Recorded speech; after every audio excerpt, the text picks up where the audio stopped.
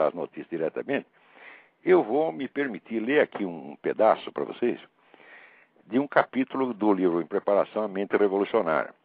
É um capítulo que trata de Maquiavel, tá certo? E neste trecho você verá a estratégia, né, linguística e lógica de Maquiavel, que se tornou um elemento constante da mentalidade revolucionária. Onde quer que você veja qualquer iniciativa do movimento revolucionário, sempre estará por trás o mesmo tipo de lógica que o Maquiavel inaugurou aqui. É uma coisa meio sutil, vocês vão ter que ter um pouquinho de paciência. Mas eu acho que os lucros que vão obter disso aí em matéria de compreensão da realidade são formidáveis. Então, eu começo por dizer que o Maquiavel, quando Maquiavel se intitula Um Novo Moisés, tá certo? Mas que isso, na verdade, ele é o anti-Moisés, então é uma inversão paródica. Mas daí que eu explico eu aqui. A inversão paródica proposital torna-se ainda mais evidente quando, nos discursos sobre a primeira década de Tito Livio, Maquiavel volta a um tema do príncipe, o principado recém-criado e instável. Como fará um novo governante para consolidar o seu poder? A resposta é que ele deve radicalizar a novidade da situação, virando tudo do avesso repentinamente, aspas, tornando os ricos pobres e os pobres ricos, tal como fez Davi ao tornar-se rei, o qual encheu os pobres de bens e enviou os ricos de volta sem nada.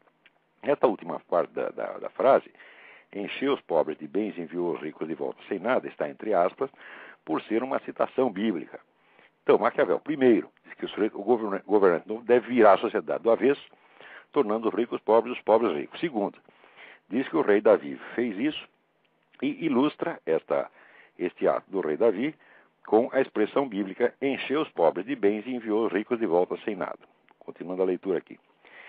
Nesse parágrafo há 3 detalhes altamente significativos. Primeiro, ele contém a única citação bíblica que aparece nos discursos sobre a primeira década de Tito Livio. Segundo, ele ilustra a conduta ideal do príncipe mediante o precedente bíblico da ascensão do rei Davi, mas expondo esse precedente não com o trecho respectivo do Antigo Testamento, que é segundo o livro de Samuel, capítulo 5, versículos 1 a 16, e sim com um do Novo Testamento, Lucas, capítulo 1, versículo 53. Versículo esse extraído de um contexto totalmente alheio ao episódio de Davi. Terceiro, da história de Davi não consta que ele fizesse nada de parecido com o que Maquiavel recomenda ao príncipe. Bem ao contrário, o profeta Natã o acusa de explorar o pobre e poupar o rico.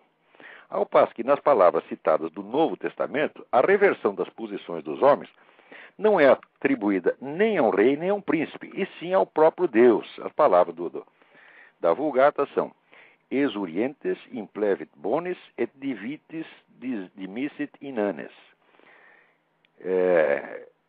Estas são as palavras com que Maria, após a Anunciação, celebra o Deus que escolheu a mulher humilde e pobre para ser mãe do seu filho.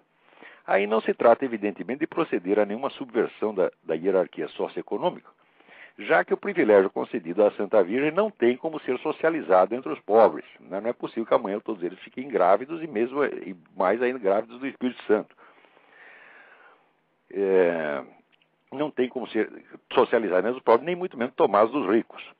Em suma, o episódio alegado para legitimar o conselho não tem nada a ver com o conselho. O trecho usado para ilustrar o sentido do episódio não tem nada a ver com o episódio. E as palavras citadas para explicar o episódio e o sentido do conselho não tem nada a ver nem com um nem com o outro. A hipótese que quase automaticamente deve ocorrer a alguns leitores de que Maquiavel talvez tivesse armado esse tamanho imbróglio por simples distração é inviável.